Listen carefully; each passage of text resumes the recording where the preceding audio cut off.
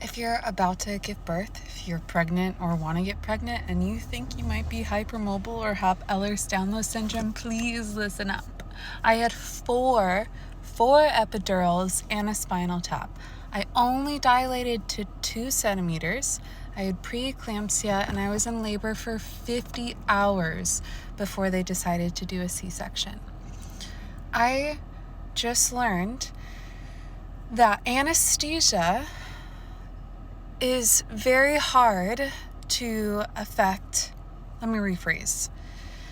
Ehlers-Danlos syndrome affects the ability to take anesthesia and have it work. We have problems with digestion and mobility of the bloodstream. Things don't really get around correctly, right? I had 4 epidurals. One epidural can cause emotional distancing from your child, especially after birth. It was very, very, very hard for me emotionally. If I would have known this, what I did know though is the red hair gene does affect anesthesia. Now, scary, I actually woke up getting my wisdom teeth done, and I remember having them all look over me and be like, and like putting me back to sleep. If I would have known, then I could have advocated for myself. I think people without having the red hair gene, having Ehlers-Danlos syndrome, are affected by this.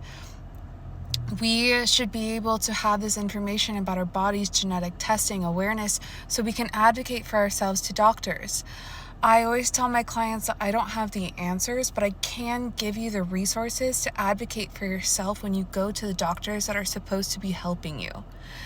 I really think that pregnancy is the most important time for people to know your body in its entirety, but that doesn't always happen, right? Pregnancy happens out of the blue, and we don't have the proper health care system to be able to help women in that way. Are you hypermobile? Okay, we're going to set your plan up a little bit differently. We're going to prepare for things a little bit differently. If a C-section happens, we have the anesthesiologist aware that they may need to be there more often or be watching them more often.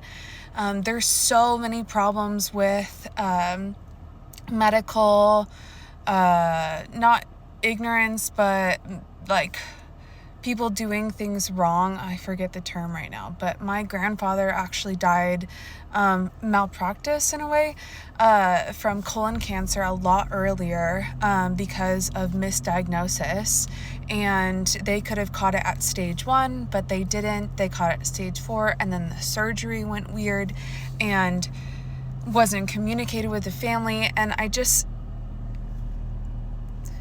he's also potentially hypermobile too, and that could have been something to do with it. And like, I'm not saying that I think we should have had it then, because I don't know. It's really nuanced and it's a lot. All I'm saying is that if you're pregnant and if you're about to have a baby, a lot can go wrong. I had a full plan to be all natural. I had a doula, I had a midwife, and I made it to 40 weeks. And I had lots of blood pooling. I gained 30 pounds in water weight in a week from preeclampsia, and my blood pressure rose. And it was just like little things that if I wasn't hypermobile should have been addressed early on and caught and dealt with, even with midwives and doulas, especially midwives and doulas, especially home births. Like, hypermobile women have a lot more difficulties just opening up the pelvis region. We tend to be so tight or so lax in certain areas that when we are preparing for birth, we may think that, oh yeah, my legs and joints can open up to squat into, that position to give birth. But your hips are just coming out of place. Your fascia is not actually stretched open enough. So your body will go into resist to having the baby naturally come out, and then complications can happen, and then you don't get to have the home birth that you want. And there's a lot of talk about cervical massage being wrong from from OBGYN, but I just know as a massage therapist that manipulating the fascia in every single part of your body exceptionally increases the ability to have more fluid and mobility in your body and more proprioception and awareness. So doing all of the things for the body, you have to be really aware of what your makeup is and adjust to that instead of just going off of like what all the influencers and people are saying what's the best thing for your body. Movement is medicine, but only if it's creating balance. You can't just go to the gym and lift weights if you don't know if that's actually what you need. You can't just do yoga and stretch if you're not actually creating safety and stability and structure and balancing your movements that you're doing throughout the day, whatever that looks like. I really want the conversation about hypermobility to become more common. So many women deal with this, especially in older age and collagen loss. There's a lot of hypermobile problems that can happen. There's the syndrome, which is genetic, and there's also the disorder. And there's, again, a spectrum. And just be aware. It's not to say that to put a label on it and then you're done, that's what it is. We still have to deal with the problems and take it as it is, but that just gives us the invitation to slow down. To say, what does my body need? What are the extra steps that my body needs? What are the extra little details, micro details that I can pay attention to set my body up for success? Another little thing to know is sage. If you're like a sage burner, it stops the production of milk. So there's like, not to overwhelm you. When I was having my first child, I actually didn't want to learn anything because I didn't want to go into that psychosis almost of like, oh my God, there's so much stuff to know. The actual baby part is so natural to us afterwards. That's not the thing to like think about too much. We want to think about our own body and what it is capable of and what the tolerance and capacity levels are. And being aware of where we're at, and just slowing down and saying, okay, is my body something that has POTS or inflammation or histamine reactions or whatever it is that is going to affect how anesthesia is affected for you? And this is a conversation that does need to be talked about in your pregnancy plan because, like I said, I wanted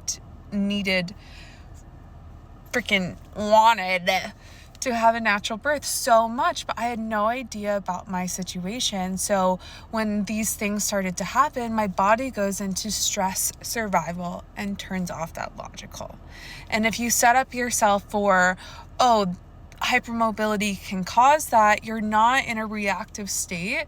You're in a, okay, I understand this. How can we go about this differently? How can I advocate for myself in one of the most traumatic moments of your life?